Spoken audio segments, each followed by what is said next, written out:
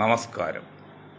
ഞാൻ മൊയ്തീൻ ഷാ വിഷനിലേക്ക് എല്ലാവരും സ്വാഗതം ചെയ്യുന്നു. ബഹുമാന്യരെ, അയ്യങ്കാളി ജന്മദിനമാണ് ഇന്ന്. എല്ലാവരും അത് ആഘോഷിച്ചുകൊണ്ടിരിക്കുന്നു. ആ അയ്യങ്കാളി ജന്മദിനത്തിൽ ഒരിക്കൽ കൂടി ഞങ്ങളുടെ ആശംസകൾ നേരുന്നു. ബഹുമാന്യരെ, ഇന്നലെ AP അബൂബക്കർ മുസ്ലിയാരെക്കുറിച്ച് ഒരു വിഷയം സൂചിപ്പിച്ചല്ലോ. അതിനെക്കുറിച്ച് പലരും ചില പ്രതികരണം ഉണ്ടാക്കുകയും ചെയ്തു. ഇന്നിപ്പോൾ അതിനൊരു മറുപടി എന്ന നിലയിൽ ഉത്തരവാദിത്തപ്പെട്ട കേന്ദ്രത്തിൽ നിന്ന് കിട്ടിയത് വച്ച് നോക്കുമ്പോൾ ഇതൊരു മനഃശാസ്ത്ര കൂട്ടായ്മ കൂടിയാണ്. അതുകൊണ്ട് അതിൽ ന്യായമുണ്ടെന്ന് തോന്നുന്നു. ഇന്ത്യ മഹാരാജ്യത്ത് നിരീശ്വരവാദികൾക്ക് വരെയും ഒന്നിലിരുന്ന് കൊണ്ട് പറയുന്നവർക്ക് വിശ്വസിക്കാനുള്ള അവകാശമുണ്ട്, അധികാരമുണ്ട്. ആ നിലക്ക് അവർ പറയുന്നത് ഞങ്ങളുടെ വിശ്വാസമാണിത്, നിങ്ങൾക്ക് വേണേൽ യോജിക്കാതിരിക്കാം. ആ ഒരൊറ്റ വാക്കിൽ എൻ്റെ എല്ലാ സംശയവും തീർന്ന് ഇനി അതിനെക്കുറിച്ച് മറ്റ് സംഘടനകളൊന്നും ഒരു അഭിപ്രായം പറഞ്ഞ് വിഷയം വഷളാക്കേണ്ട ആവശ്യമില്ലെന്നാണ് ഞങ്ങളെപ്പോലെ എളിയന്മാരുടെ തീരുമാനവും വിചാരവും. കറക്റ്റാണത്. നിൻ്റെ വിശ്വാസം നിന്നെ പുറപ്പിക്കുമെന്ന് ക്രിസ്ത്യൻ പറഞ്ഞ പോലെ, നിനക്ക് നിൻ്റെ വിശ്വാസം എനിക്ക് എൻ്റെ വിശ്വാസം, നിനക്ക് നിൻ്റെ വഴി എനിക്ക് എൻ്റെ വഴി, നിനക്ക് നിൻ്റെ മതം എനിക്ക് എൻ്റെ മതം. അത് വെച്ചുക്കുമ്പോൾ അവരും അവരോട് അനുഭവിച്ചുള്ള വിശ്വാസികൾ അല്ലെങ്കിൽ അവിശ്വാസികൾ അവരത് വിശ്വസിക്കുന്നു. നിങ്ങൾക്ക് വിശ്വസിക്കേണ്ട, പ്രശ്നം തോന്നില്ല, ഓക്കെ. മറ്റത് പ്രധാനമന്ത്രിയുടെ വിദ്യാഭ്യാസ സർട്ടിഫിക്കറ്റിനെ കുറിച്ച് കോലാഹലം നടക്കുകയാണ്. ഒന്ന് ചോദിക്കട്ടെ, പ്രധാനമന്ത്രിക്ക് ഡിഗ്രി വേണമെന്നും ഒരു നിയമമില്ല. ഞാൻ എൻ്റെ അറിവ് പറയുന്നത്, തെറ്റി തിരുത്താം. പക്ഷേ എഴുതപ്പെടാത്ത വേറൊരു നിയമമുണ്ട്. അത് രേഖാമൂലമൊന്നുമില്ല. ഹിന്ദിയോ ഇംഗ്ലീഷോ സംസാരിക്കാൻ അറിയണം. എഴുതാനോ വായിക്കാനോ പോലും അറിയുന്നില്ല, സംസാരിക്കാൻ അറിയണം.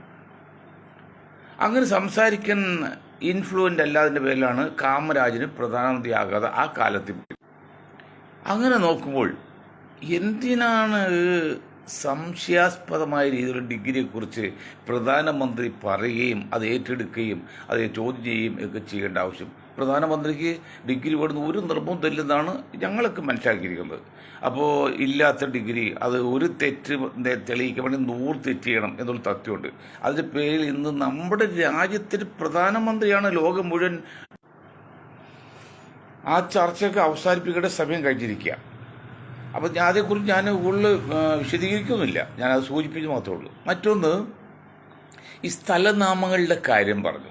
അതൊന്ന് പെരുമ്പാവൂർ താലൂക്ക്, നെറ്റ് പ്രശ്നം, കുന്നത്താട് താലൂക്കിൻ്റെ ആസ്ഥാനം ഇരിക്കും പെരുമ്പാവൂരാണ്. അത് കുന്നത്താട് ബന്ധമില്ലാത്ത സ്ഥലമായതുകൊണ്ട് അത് പെരുമ്പാവൂർ താലൂക്ക് ആക്കണം. കുന്നത്താട് താലൂക്കിൻ്റെ പേര് പെരുമ്പാവൂരിനാക്കണം എന്ന് ഒരു പരാതി വന്നിട്ടുണ്ട്. അത് മാത്രമല്ല, ഇപ്പോൾ തൃക്കാക്കര നിയോജകമണ്ഡലത്തിൻ്റെ പേര്, കാക്കനാട് നിയോജകമണ്ഡലത്തിൻ്റെ പേര് തൃക്കാക്കര എന്നാണ്. അതും കാക്കനാടതാക്കണം. എറണാകുളത്ത് കണയന്നൂർ താലൂക്കുണ്ട്, അത് എറണാകുളം. അങ്ങനെ ഒരുപടി മാറ്റങ്ങൾ ചെയ്യേണ്ട സമയം കഴിഞ്ഞിട്ട് അതുകൊണ്ട് ഗവൺമെൻറ് ഓഫ് കേരള ഒരു കമ്മിറ്റി വെച്ചിട്ട് ഏതെല്ലാം സ്ഥാപനത്തിൻ്റെ പേര് മാറ്റുന്നതുകൊണ്ട് ഗുണമുണ്ട് അല്ലെങ്കിൽ ദൂഷ്യമില്ല നോക്കിയിട്ട് അത് തീരുമാനം എടുക്കണമെന്ന് വിനീതമായി ബന്ധപ്പെട്ട അധികാരികൾ അഭ്യർത്ഥിക്കുകയാണ്. മറ്റൊന്ന്, ഇന്ത്യൻ യൂണിയൻ മുസ്ലിം ലീഗിൻ്റെ കാര്യം നമ്മൾ പറഞ്ഞു.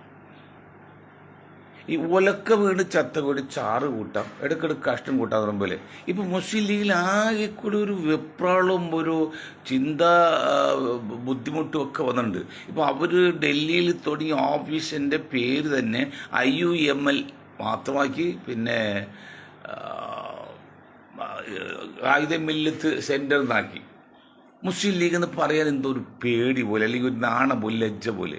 എന്തിനാണ് ലീഗ് നേതാക്കൾ നിങ്ങളിങ്ങനെ ലജ്ജിക്കണം, തലതാഴ്ത്തി പോകുന്നത്? നിങ്ങൾ അന്തസ്സായിട്ട് ഒരു ദേശീയ അല്ലെങ്കിൽ ഒരു ദേശീയ പേരിട്ട് നിങ്ങൾ തല ഉയർത്തി നിൽക്കാൻ പാടില്ലേ? നിങ്ങൾ തൊപ്പി വെച്ചോ താടി വെച്ചോ നമസ്കാരം താഴ്മ ഉണ്ടാക്കിട്ടോ അതൊന്നും കുഴപ്പമില്ല. ഈ ഇന്ത്യയിൽ ഒരു വിഭാഗം ജനങ്ങളാണ്, അതൊന്നും കുഴപ്പമില്ല. പക്ഷെ നിങ്ങൾ ആ ജാതി പേര് രാഷ്ട്രീയ പാർട്ടിയിൽ നിന്ന്, ആത്മീയതയിൽ നിന്നല്ല പറഞ്ഞത്, രാഷ്ട്രീയ പാർട്ടിയിൽ മാറ്റി അന്തസ്സായിട്ട് തല ഉയർത്തിയെന്ന് ഈ വെള്ളാപ്പിലെടുത്തും അല്ലെങ്കിൽ RS മുമ്പിലേക്ക് സംസാരിക്കാൻ പാടില്ലേ? നിങ്ങളിന്ന് ഒളിച്ച് കളിച്ച് നാണം കെട്ടു പോകുന്നത്. ഞങ്ങൾ പറഞ്ഞത് ഇത് വളരെ അപകടമാണെന്ന് നിങ്ങൾ കാണിക്കുന്നത്. നിങ്ങൾ ഇനിയെങ്കിലും എത്രയും പെട്ടെന്ന് ആ ഇന്ത്യൻ യൂണിയൻ മുസ്ലിം ലീഗിൽ ആ മുസ്ലിം എന്ന പേര് മാറ്റി നിങ്ങൾക്ക് ഇഷ്ടപ്പെട്ട പേര് വയ്ക്കുക. അത് തന്നെയല്ല ഞാൻ കൊടിയുടെ കാര്യവും പറഞ്ഞു. ഈ പച്ചക്കൊടി തന്നെ വേണമെന്ന് എന്താണ് നിങ്ങൾ നിർബന്ധം? അതിൽ സമുദായത്തെ അല്ലെങ്കിൽ മതപരമായ ചിഹ്നത്തെ ചില ഭാഗമാണ് ലോകവ്യാപകമായിട്ട് പച്ചക്കൊടി മുസ്ലിങ്ങളിലാണ് എന്നൊരു ധാരണയുണ്ട്. ഇല്ല, എഴുതപ്പെടാത്ത നിയമം അതൊക്കെ അതില്ല. അപ്പോൾ അതുകൊണ്ട് പച്ചയുടെ ഒപ്പം തന്നെ വേറെ വെള്ളയോ അല്ലെങ്കിൽ വെള്ളക്കൊടിയോ അങ്ങനെ എന്തെങ്കിലും മാറ്റം വരുത്തി മുന്നോട്ട് പോകുന്നേ. എത്ര അപകടമാണ് നിങ്ങൾ കാണുക. ഞാൻ ഒറ്റ ഉദാഹരണം പറയാം.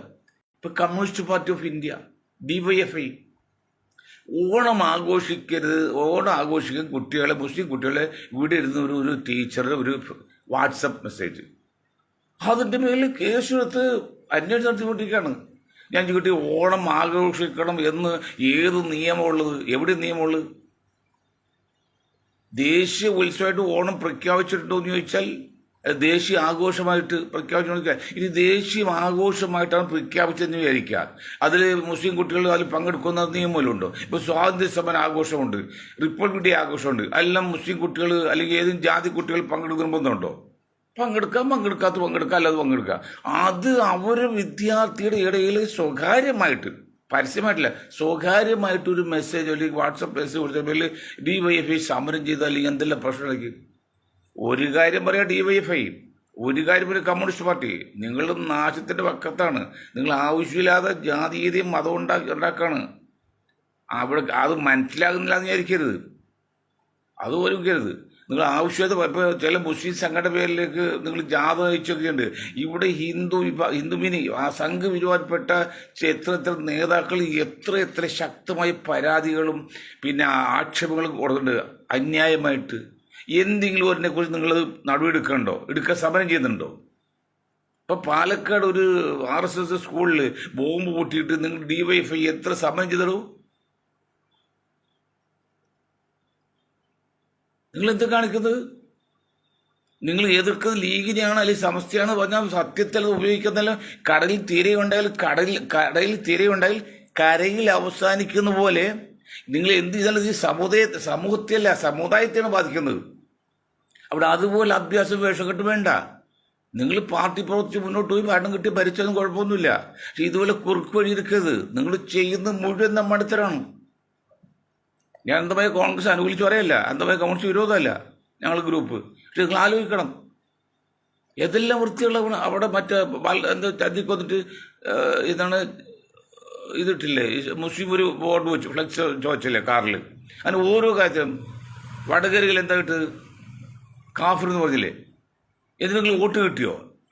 അപ്പോൾ മുസ്ലിം സമുദായത്തെ വോട്ട് ഏതായാലും 3% പോലും കേരളത്തിൽ ഈ വരുന്ന അസംബ്ലി ഇലക്ഷനിൽ കമ്മ്യൂണിസ്റ്റ് പാർട്ടി കിട്ടില്ല. ഉറപ്പാണ്, അത് സംശയമൊന്നുമില്ല.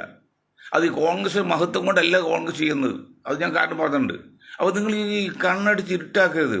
മുസ്ലിം സമുദായത്തിൻ്റെ കോണിൽ എന്തെങ്കിലും ചെറിയ അല്ലെങ്കിൽ മുസ്ലിം സമുദായ വിഭാഗത്തിൽ നിന്ന് ചെറിയ ഇത് വന്നാൽ നിങ്ങൾ പർവ്വതീകരിച്ച് കാണിക്കുക. ഈ സംഘപരിവാറിൽ നിന്ന് ഒന്നും മിണ്ടായിരിക്കുക. അത് നീതിയാണ്, എന്ത് ന്യായമാണ്? ഇപ്പോൾ പാലക്കാട് BJP ഡെപ്യൂട്ടി ജില്ലാ വൈസ് പ്രസിഡന്റ്, സംസ്ഥാന വൈസ് പ്രസിഡന്റ് പേരിൽ ആരോട് വന്നിട്ട് നിങ്ങൾ മിണ്ടുന്നില്ലല്ലോ, നിങ്ങൾ അനങ്ങുന്നില്ലല്ലോ.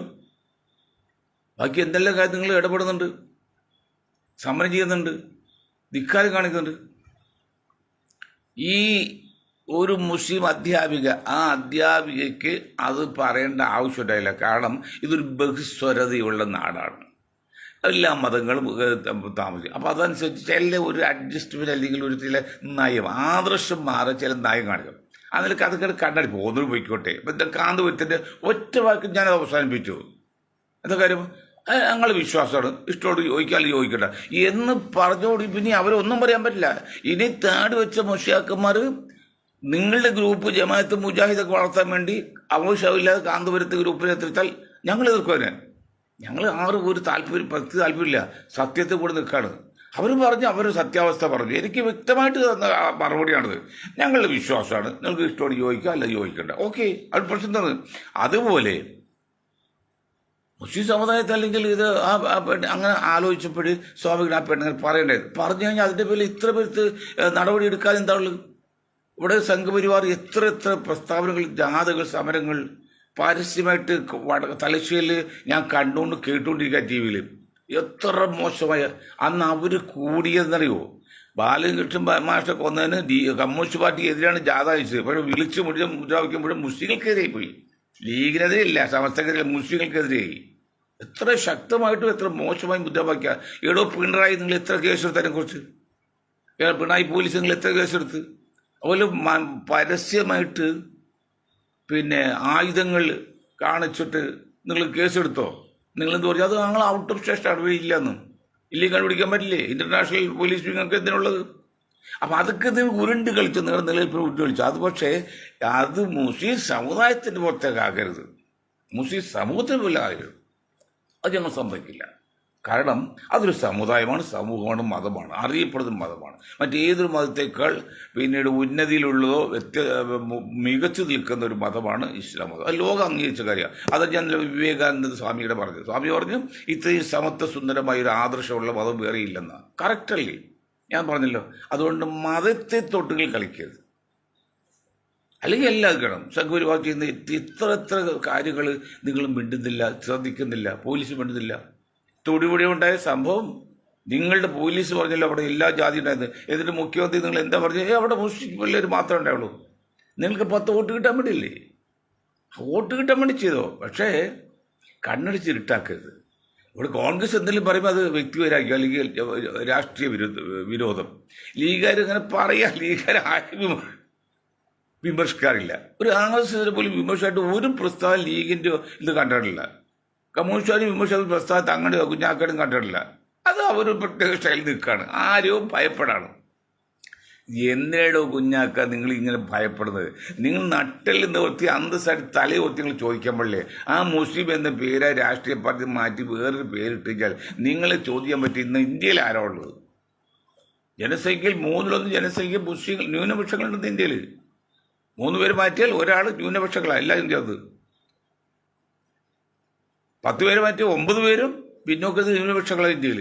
പിന്നെ നിങ്ങൾ എന്താണ് ഭയപ്പെടുന്നത്? നിങ്ങൾക്ക് അന്തസ്സായിട്ട് രാഷ്ട്രീയ പ്രവർത്തനം നടത്താൻ പാടില്ലേ? കൊടിയേറ്റാൻ പാടില്ലേ? ഇത് ഇന്ത്യൻ യൂണിയൻ മുസ്ലിം ലീഗ് എന്ന് പറയാൻ നിങ്ങൾക്ക് നാണക്കേട്, പേടിയാണെങ്കിൽ ആ പേര് ഉപയോഗിക്കരുത്. അതാണ് ഞാൻ പറഞ്ഞത്. ഇന്നത്തെ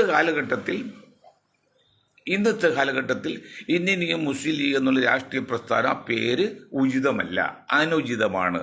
എന്തുകൊണ്ടാണ്? ഒരു ജാതി പാർട്ടി, മതത്തിൻ്റെ പേരിൽ പാർട്ടി വേണ്ട, ലോകത്തില്ല. അങ്ങനെ ഇന്ത്യയിലെ ലോകത്തിൽ നിങ്ങൾ മാത്രമേ ഉള്ളൂ. അത് മാറ്റുന്നതിനെക്കുറിച്ച് നിങ്ങൾ ചിന്തിക്കുന്നില്ലല്ലോ. എങ്ങനെ തൂത്ത് ഇപ്പം വയനാട്ടിൽ നിങ്ങൾ ഇലക്ഷൻ പ്രചരണം നടത്തി, നിങ്ങൾ കോടിയോ പേരോ ഒന്നും ഉണ്ടായില്ല. കോൺഗ്രസിൻ്റെ കൊടിയോ ഒന്നും ഉണ്ടായില്ല. കുറേ തൊപ്പി വെച്ച് രാഹുൽ ഗാന്ധിയുടെ. അതൊക്കെ കോൺഗ്രസിൻ്റെയും ലീഗിൻ്റെയും കഴിവുകേടാണത്. അത് നിങ്ങൾ ലീഗ് ഒരു സാഹചര്യം കൊടുക്കുകയാണ്, കോൺഗ്രസിന് അങ്ങനെ ചെയ്യാനുള്ള ആവശ്യം കൊടുക്കുകയാണ്. കോൺഗ്രസ് ചില വിഷയങ്ങളുണ്ട്. ഇന്ന് രാഹുൽ ഗാന്ധിയുടെ പ്രസ്താവനയും പ്രചരണവും വളരെ ഉചിതമായിട്ട്, വളരെ നല്ലതായിട്ട് എല്ലാ കാര്യവും സപ്പോർട്ട് ചെയ്ത കാര്യമാണ്. ആ സമയത്ത് അവരുടെ കൈകൾക്ക് നമ്മൾ ശക്തി കൊടുക്കണം. ഇത്തവണ ഈ സമയത്ത് രാഹുൽ ഗാന്ധിയുടെ കൈകൾക്ക് ശക്തി കൊടുത്തില്ലെങ്കിൽ, അഖിലേഷ് യാദവിൻ്റെ കൈകൾക്ക് ശക്തി കൊടുത്തില്ലെങ്കിൽ, ലാൽ പ്രസാദ് മോഹൻ്റെ കൈകൾ ശക്തി കൊടുത്തില്ലെങ്കിൽ നമ്മൾ ഇന്ന രാജ്യം അപകടത്തിലാകും. അപ്പോൾ അത് നമ്മളെല്ലാം മെയ് മറന്ന് രാഹുൽ ഗാന്ധിയുടെ കൈകൾക്ക് ശക്തി കൊടുക്കണം. അത് തെറ്റില്ല. തെറ്റുകളും കുറ്റപ്പെടും ഉണ്ടാവും. അതൊരു പകരം കമ്മ്യൂണിസ്റ്റ് പാർട്ടി അല്ല, അതില്ല. CPIM നമ്മൾ എത്രയൊക്കെ സപ്പോർട്ട് ചെയ്യാൻ ലീഗായിട്ട് പറഞ്ഞില്ല. ആകെ 15% ഉണ്ടെങ്കിൽ 15 ലിറ്റർ വെള്ളത്തിൽ പാത്രത്തിലും മലവെള്ളം ഒഴിവ് വരുമ്പോഴേ 16ാമത് കൊള്ളില്ലല്ലോ. ഇപ്പോൾ കമ്മ്യൂണിസ്റ്റ് പാർട്ടി എത്രയൊക്കെ നമ്മൾ സപ്പോർട്ട് ചെയ്യുന്നത് ഈ കേരളത്തിലുണ്ട്, മറ്റൊരിടത്തില്ല. എന്നാൽ ഇന്ത്യയിലെ പ്രതിപക്ഷം 10-28 MP AKG പ്രതിപക്ഷ നേതാവായത് ലീഗിലല്ലെങ്കിലും അതൊക്കെ പോയില്ലേ, ദേശീയ പാർട്ടി സ്ഥിരം പോകുമ്പോഴാണ്. അപ്പോൾ അവർ കളഞ്ഞു വിളിച്ചത്. ഇപ്പം ഒരാൾ ഇന്ന് എന്നെ വിളിച്ചു പറഞ്ഞേ, സഖാവ് പിണറായിക്ക് ദേഷ്യം വരും, നമ്മൾ കള്ളച്ചാമി ജയിൽ ചാടിയെന്ന്. അതിന് ശ്രീലേഖ IPS പറയുന്നുണ്ട്, അങ്ങനെ ചാടാനൊക്കെ അവസരം കൊടുത്താന്നൊക്കെ പറഞ്ഞാൽ ആവശ്യം നിൽക്കട്ടെ. പക്ഷെ എന്താണ് ചാടിച്ചത് പറയണത്? അച്യുതാനന്ദൻ്റെ മരണത്തിന് ശേഷം അച്യുതാനന്ദനെ പുകഴ്ത്തി പോയി അച്യുതാനന്ദ ഗ്രൂപ്പല്ല, അച്യുതാനന്ദ ഗ്രൂപ്പ് ഇല്ലെങ്കിൽ പോലും അവർക്ക് ആ പ്രയോജനം കിട്ടുന്നു, അതൊന്ന് ഒഴിവാക്കാൻ വേണ്ടി അതിനേക്കാൾ വലിയൊരു വാർത്ത ഇട്ട് അത് നശിപ്പിച്ചു. ശരിയാണത്.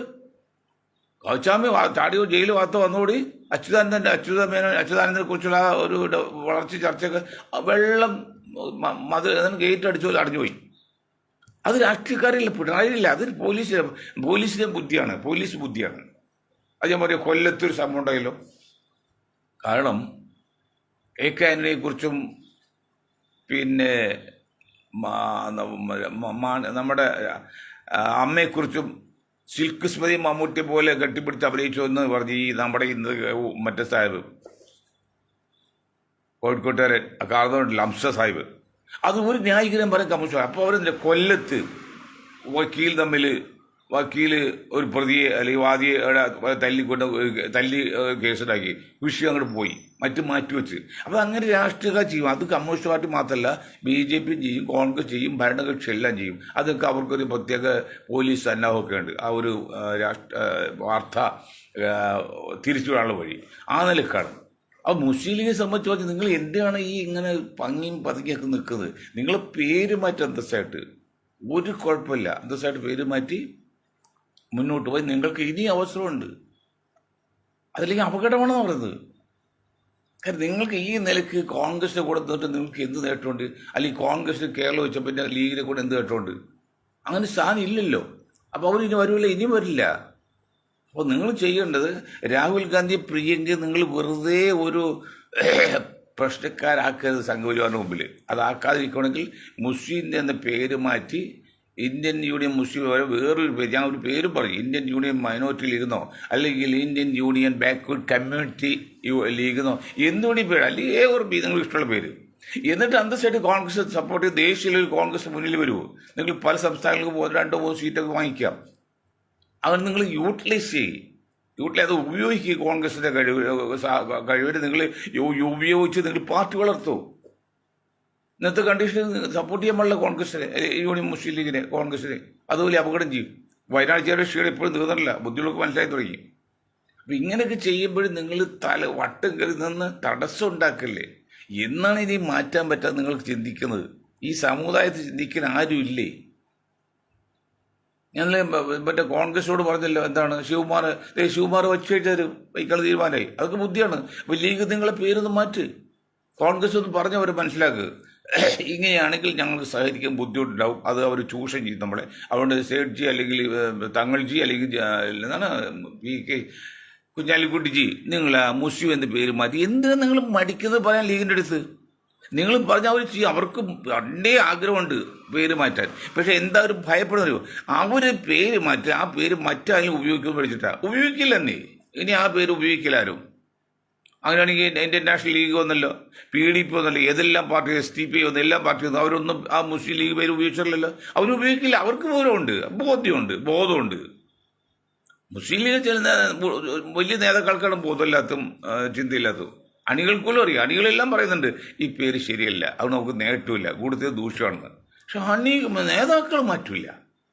അങ്ങനെ മാറ്റാതിരിക്കുമ്പോഴാണ് മനഃശാസ്ത്ര കൂട്ടായ്മ പറഞ്ഞത് അത് ചെറിയ ദുരുദ്ദേശമുണ്ട്, ആ പേരിനെ മുതലെടുക്കാൻ വേണ്ടിയാണ്, ചെറിയ ലാഭം കിട്ടാൻ വേണ്ടിയാണ്. അത് ചിന്തിച്ചാൽ കുറ്റം പറയാൻ പറ്റുമോ? നിങ്ങൾ പേര് മാറ്റി ചിലപ്പോൾ ഒരു 5% മറ്റു ചിലപ്പോൾ പെട്ടെന്ന് ക്ഷീണം പറ്റുമോ? പകരം നിങ്ങൾക്കൊരു 30% വേറെ വരുമെന്ന്. അത് 2 വസ്തുക്കൾ തമ്മിൽ ചേരുമ്പോൾ 3ാമത് വസ്തു ഉണ്ടാകുന്നു എന്നുള്ളത് സയൻസാണല്ലോ, ശാസ്ത്രമാണല്ലോ, രസതന്ത്രമല്ലേ. പക്ഷെ ആ 3ാമത് വരുന്ന വസ്തുവിന് ഈ 2 വസ്തുക്കൾ ഒരു പക്ഷേ മികച്ച കഴിവുണ്ടാവും. അതും ശാസ്ത്രത്തിൽ സയൻസ് പറയുന്നതാണ്. അപ്പോൾ നിങ്ങൾ അതൊന്നും മാറ്റിക്കഴിഞ്ഞാൽ ചില 4-5% വലുപ്പം നിങ്ങൾക്ക് ക്ഷീണം പറ്റും. പക്ഷേ പകരം നിങ്ങൾക്ക് 30% നേട്ടം വരും പിന്നീട്. അപ്പോൾ 5%ആണോ 30% വലുത്? ഇതുപോലും ചിന്തിക്കാനും പറയാനില്ലാത്ത കുഞ്ഞാക്ക ഇനി എന്നാ കുഞ്ഞാക്ക നിങ്ങൾ ചിന്തിക്കുന്നത്? വയസ്സത്രയും എത്ര നാളുണ്ട് ഇനി ഈ ലോകത്ത്? നിങ്ങൾക്ക് മരിക്കുമ്പോഴൊരു മുഖ്യമന്ത്രിയായിട്ട് ഒരു നിമിഷം ഇരിക്കണ്ടേ? അത് നിങ്ങൾ ആഗ്രഹത്തില്ലേ? വേറെ എല്ലാം നിങ്ങൾ തീർന്ന് പണം പ്രതാപം ഒന്നും ഇനി നിങ്ങൾക്ക് ആവശ്യമില്ല. താങ്കൾക്കൊന്നും ഒരു മന്ത്രി സ്ഥലമോ MLA സ്ഥലവും വേണം. ആകെ ഇനി ആഗ്രഹമുള്ളൂ മരിക്കാൻ പറ്റും ഒരു നിമിഷത്തിലും മുഖ്യമന്ത്രി കസ്റ്റഡിയിൽ ഇരിക്കണം ചിന്തയുള്ളത് കുഞ്ഞാലിക്കുട്ടിക്കാണ് ലീഗിൽ. ബാക്കിയുള്ളവർക്കൊന്നും ആഗ്രഹമില്ല, ഇല്ല, നല്ലില്ല, അർഹതയുണ്ട്. അത് നിങ്ങൾ ചെയ്യുന്നേ, നിങ്ങൾക്ക് മുഖ്യമന്ത്രിയാകാം. അതാണ് ചെയ്യാൻ പറയുന്നത്. അപ്പോൾ കേരള രാഷ്ട്രീയത്തിലേക്ക് വന്നാൽ അറിയാമല്ലോ, ഈ പെണ്ണ് കേസിൽ പെട്ട് എല്ലാ പരസ്പരം നാറ്റിക്കുകയാണ്. പണ്ട് സിനിമയിൽ ഒരു കഥാപാത്രം പറയും, നിങ്ങൾ നാറ്റിക്കുകയും ചെയ്ത് നാറുകയും ചെയ്യുന്നത്, അത് സ്വയം നാറുകയും ചെയ്ത് മറ്റോ നാറ്റിക്കുകയും ചെയ്യുന്ന പോലെ ഇത് ഈ പെണ്ണുകേസിട്ട് നാറുകയും നാറ്റുകയും ചെയ്യല്ലേ.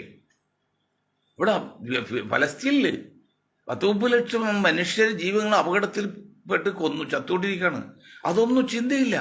കേരളത്തിലെ പെൺകുടി രാഷ്ട്രീയക്കാർ പെൺകുടിയെ കുറിച്ചാണ് ചാനലുകാരെല്ലാം ഇപ്പോൾ ജനങ്ങളോടും കാണുന്ന ആ അന്ധതയും അർത്ഥം കൊണ്ട് അമേരിക്കയിൽ ഇന്നലെ മിനിയാന്നൊക്കെ കഴിഞ്ഞ 3-4 ദിവസമായിട്ടല്ലോ പൊടിക്കാറ്റ് വന്നിട്ട് ആയിരക്കണക്കിന് അടി ഉയരത്തിൽ വൻ മല പോലെ നിൽക്കുക, സൂര്യപ്രകാശം പോലും മറച്ചിരിക്കുക.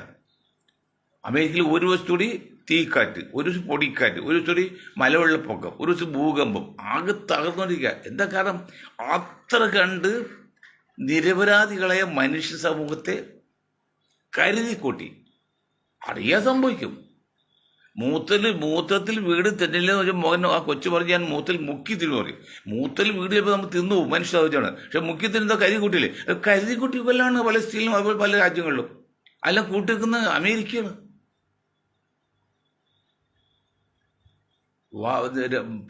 വായു മലിനീകരണം അല്ലെങ്കിൽ പ്രതിമലിനീകരണത്തിനെതിരെ പ്രവർത്തിയുടെ സംഘം ഇന്ന് അമേരിക്ക ഏകപക്ഷമായിട്ട് മാറിക്കൊണ്ട് ഇന്ന് ലോകത്തുണ്ടാകുന്ന വായു മലിനീകരണങ്ങളിൽ 90% അമേരിക്കയുടെ പ്രവർത്തനം ഉണ്ടാകാറ്, 10% മറ്റുള്ളതാണ്. അത്ര പിന്നെ കമ്പനി ഫാക്ടറിപരമായിട്ടൊക്കെ വ്യവസായപരമായിട്ടൊക്കെ ഉയർത്തുന്നുണ്ടല്ലോ. എല്ലാം പുറത്തേക്ക് കൂടെ അല്ലേ? ആര് ചോദിക്കാൻ? സങ്കടം വരും. അമേരിക്കയിലെ ജനങ്ങളുടെ ഇന്നത്തെ അവസ്ഥ ഉണ്ടായി. ഇന്നുണ്ട് ആൾക്കാർ ഭയവിൽ വരാൻ 10 ലക്ഷം പേരായിട്ട് പെട്ടിരിക്കുകയാണ്. പൊടിക്കാറ്റ് വന്നിട്ട് ആയിരക്കണക്കിന് അടി ഉയരത്തിൽ മതിൽ പോലെ നിന്ന് കഴിഞ്ഞാൽ പിന്നെ ശ്വാസം കിട്ടുമോ? ശ്വസിക്കാൻ പറ്റുമോ? ഒന്ന് ആലോചിച്ച് നോക്കി. നമ്മൾ എവിടെയെങ്കിലും തീ പിടുത്താണെങ്കിൽ നമ്മളിൽ പോകുമ്പോൾ ആ പുക കാരണം നമുക്ക് ശ്വാസം മുട്ടുണ്ട്. അത് എവിടെയെങ്കിലും ഒരു സ്ഥലത്ത്, ഒരു പെർട്ടിക്കുലർ സ്ഥലത്ത്. ഇത് ആയിരക്കണക്കിന് അല്ലെങ്കിൽ 100 കിലോമീറ്ററാണ് പൊടിക്കാറ്റ് വന്നിരിക്കുന്നത്. അതിൽ വെള്ളപ്പൊക്കം കുറേ നാളായത്. ഇതൊക്കെ ദൈവകോപം അല്ലെങ്കിൽ പ്രകൃതിയുടെ കോപം അല്ലെങ്കിൽ ഇപ്പോൾ എന്തിൻ്റെയാണ് സാർ ഇതൊക്കെ? ഇത്രയും കാലം ഇല്ലാത്തത് അപകടം പ്രകൃതി കോപമൊക്കെ അമേരിക്കയിലുണ്ട്, സ്വാഭാവികമാണ്. പക്ഷെ ഇപ്പോൾ കഴിഞ്ഞ 2 വർഷമായിട്ട് വളരെ കൂടുതൽ. അതിനകത്ത് ഈ പ്രകൃതി നിയന്ത്രിക്കുന്ന ഒരു ശക്തിയുണ്ട്. അത് ഈശ്വരനാകും ദൈവമായാലും ആരായാലും ആ ഒരു ശക്തിയുണ്ട്. ആ ശക്തിക്ക് എല്ലാം നോക്കണം, എല്ലാം നോക്കണ്ടേ? നിരപരാധികളായ പലസ്തീനെ കുറിച്ച് പറയുമ്പോഴേക്ക് ഈ കള്ളന്മാർ പതറിയോ? ഭീകരവാദികൾ, തീവ്രവാദികൾ, ഭയങ്കര അവരുടെ ജന്മനാട് വഴിയിൽ അവർ പൊരുതുന്നത്. അത് തെറ്റാണത്. നമ്മുടെ ജന്മനാട് ഇന്ത്യ, കേരളം നമ്മുടെ സ്റ്റേറ്റ്. ജന്മനാടി പൊരുതുന്നത് രാജ്യദ്രോഹമാണോ? പലസ്തീൻകാർ അവർ രാജ്യമോടെ വരുത്തുള്ളൂ. അവർ ഇസ്രായേൽക്കാർ ചോദിക്കണില്ല. അവർ രാജ്യമാണ്. അത് അനുഭവിച്ചാൽ പകുതി പോലും ഇല്ല. അതായത് പണ്ട് ഉണ്ടായിരിക്കാൻ വളരെ കുറച്ച് സ്ഥലമുള്ളൂ. അതൊക്കെ ഫോട്ടോ കണ്ടറിയാം. അത് വേണം എന്നാണ് പറയുന്നത്. സ്വാതന്ത്ര്യം കൊണ്ടെന്ന് അതിൽ അവർ തീവ്രവാദികളും ഭീകരവാദികളായിട്ടാണ്. അപ്പം മനസ്സിലായില്ല ഇവരെയൊക്കെ ഉദ്ദേശം എന്താണ്? എന്ത് ചെയ്താലും വേണ്ടില്ല, പണവും പ്രതാപവും അധികാരവുമാണ്. ഞാൻ ഒരു കാര്യം പറയും, ഈ മന്ത്രിമാരെ ഈ പെണ്ണേഴ്സ് കൊണ്ടാക്കി പണവും മറ്റു കേസ് പണമൊക്കെ പോയല്ലോ. ഒരു മന്ത്രി അല്ലെങ്കിൽ ഭരണകൂടത്തിന് സാധാരണ ബഡ്ജറ്റ് എല്ലാ കൊല്ലം അവധിക്കും ബഡ്ജറ്റ്. ഇപ്പോൾ നമ്മുടെ കേരളത്തിലേക്ക് 1 ലക്ഷത്തിന് മുകളിൽ കോടിയാണ് ഒരു വർഷത്തെ ബഡ്ജറ്റ്. അതിൽ 10% ഈ കള്ള മന്ത്രിമാർക്കും ഉദ്യോഗസ്ഥന്മാർക്കും കിട്ടുന്നതാണ് കണക്ക്.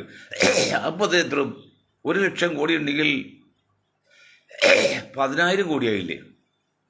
10,000 കോടി രൂപ കിട്ടിയ പോലെ ഈ കുറേ അധികം കള്ളന്മാർക്ക് ജീവിക്കാൻ അന്തസ്സ ശമ്പളത്തിന് പുറമെ.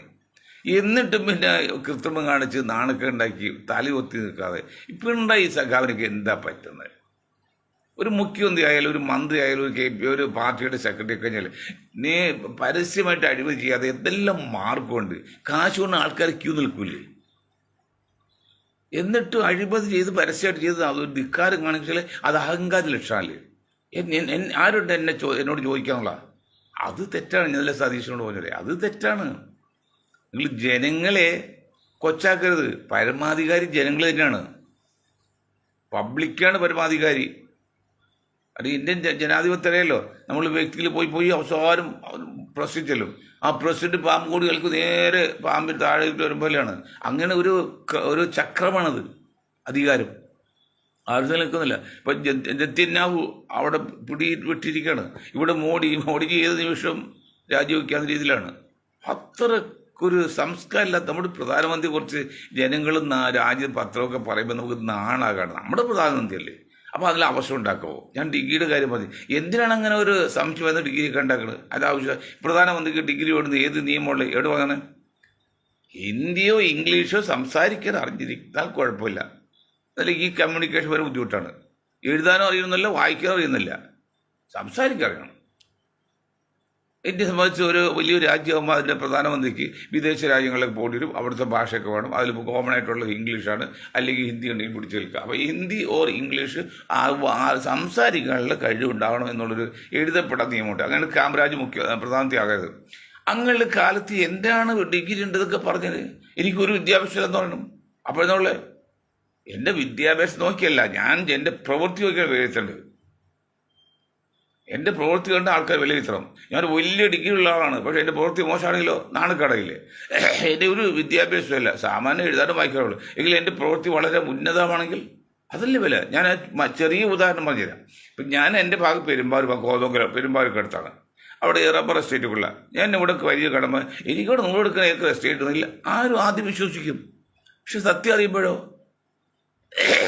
നമ്മൾ ഉള്ള വില പോയില്ലേ. മറിച്ച് നമ്മളത് ഇല്ലെന്ന് തന്നെ പറഞ്ഞാൽ ആ വില നിൽക്കും. അപ്പോൾ എനിക്ക് അങ്ങനെ ഒരു ഡിഗ്രി ഇല്ല എന്ന് സൂചിപ്പിച്ചിരുന്നെങ്കിൽ MA ഡിഗ്രി വേണമെന്ന് എന്താണ് നിയമം? എന്താണ്? ഇലക്ഷൻ കമ്മീഷൻ ചോദിച്ചോ? അല്ലെങ്കിൽ നാട്ടുകാർ ചോദിച്ചോ? വോട്ടർമാർ ചോദിച്ചോ? പ്രധാനമന്ത്രി നിങ്ങൾക്ക് MA ഡിഗ്രി വേണമെന്ന്? ഇല്ലല്ലോ. അതാണ് കൊച്ചായി പോകുന്ന അല്പൻ്റെ ലക്ഷണം എന്ന് പറയുന്നത്. അത് ബഹുമാരി ഇത്രയും കാര്യം പറയാണ്. നിങ്ങൾ മേലാൽ ഒന്നുകൂടി ലീഗ് ഒന്നുകൂടി ശ്രദ്ധിക്കും. എത്രയും പെട്ടെന്ന് പേരൊന്നും മാറ്റി മുന്നോട്ട് പോയിട്ട് തല ഉയർത്തിപ്പിടിച്ചതുകൊണ്ട് രാഹുൽ ഗാന്ധിയുടെയും സതീഷിൻ്റെയൊക്കെ മുമ്പിൽ നിൽക്കണം കുഞ്ഞാക്ക. നിങ്ങൾക്കൊരു കഴിവുണ്ട്, തൻ്റെയുണ്ട്, ധൈര്യമുണ്ട്, ശക്തിയുണ്ട്, ആത്മാർത്ഥതയുണ്ട്. നിങ്ങളെ മുസ്ലിം ലീഗ് എന്ന പേര് നിൽക്കുന്നതുകൊണ്ട് നിങ്ങൾക്ക് ഈ ചരിച്ചു പോകുന്നത്. ഇപ്പം തന്നെ ഡൽഹിയിൽ പോയിട്ട് ആ പേര് വഹിക്കാൻ പറ്റുമോ? ഇന്ത്യൻ യൂണിയൻ കോൺഗ്രസിന്റെ ബോർഡിൽ INC എന്ന് മാത്രമേ ഉള്ളൂ. ഇന്ത്യൻ നാഷണൽ കോൺഗ്രസ് അല്ലേ പറയുന്നത്. അപ്പോൾ ഇന്ത്യൻ യൂണിയൻ മുസ്ലിം നിങ്ങൾക്ക് അവരുടെ ബോർഡിൽ പോലും കാണിക്കാൻ പറ്റുമോ? ഭാരതീയ ജനതാ പാർട്ടി ഒരു സ്ഥാപനം തുടങ്ങിയാൽ ഭാരതീയ ജനതാ പാർട്ടി അല്ലാതെ BJP മാത്രമാണോ? BJP ഷോട്ട് കാണിക്കും. നിങ്ങൾക്ക് സാധിച്ചോ? ഓട്ടെ, ഇന്ത്യൻ യൂണിയൻ മുസ്ലിം ദേശീയ ഓഫീസാന്ന് കാണിക്കാൻ പറ്റുമോ?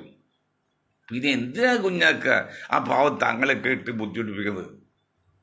തങ്ങൾക്ക് നിങ്ങളുടെ ഭാവിയാണ്, തങ്ങൾക്ക് പത്യായിപ്പത് നിങ്ങൾ പറയുന്ന പോലെ കേട്ട് പോവും. പണ്ട് കാലത്തും അതെ, ഇപ്പോഴും അതെ. നിങ്ങളാണ് ഇത് ഉത്തരവാദിത്തം എടുക്കേണ്ടത്. മറ്റാരും വന്നിട്ട് കാര്യമില്ല. നിങ്ങളൊന്ന് ശ്രദ്ധിക്കും. പടച്ചനോർത്ത് നിങ്ങൾ തലയൊത്തി നിൽക്കുക. എനിക്ക് നിങ്ങൾ തലയൊത്തി നിൽക്കണം. നിങ്ങൾക്ക് ഒരുപക്ഷെ കേരളത്തിലെ മുഖ്യമന്ത്രി ആകണമൊക്കെ ആഗ്രഹമുണ്ട്. അതിനുള്ള യോഗ്യത നിങ്ങൾക്ക്, അതുകൊണ്ടാണ് വേറൊന്നുമല്ല.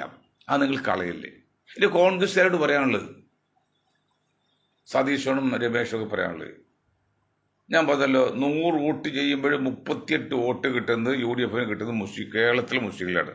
ആ മുസ്ലിം പ്രതിനിധിത്വമാണ് മുഖ്യമന്ത്രി സ്ഥാനത്ത് വേണമെന്ന് മുസ്ലിങ്ങൾ ആഗ്രഹിക്കുന്നുണ്ട്. അവർ പുറത്ത് പറയുന്നില്ല, അവർ പ്രശ്നം ഒഴിവാക്കാൻ വേണ്ടി. കണ്ടില്ലേ, ഓണാഘോഷം പോകണമെന്ന് നിർബന്ധമില്ല എന്നൊരു വാട്സപ്പ് മെസ്സേജ് കൊടുത്തതിൻ്റെ പേരിലേക്കാണ് കേസ് എടുത്തേക്കണത്.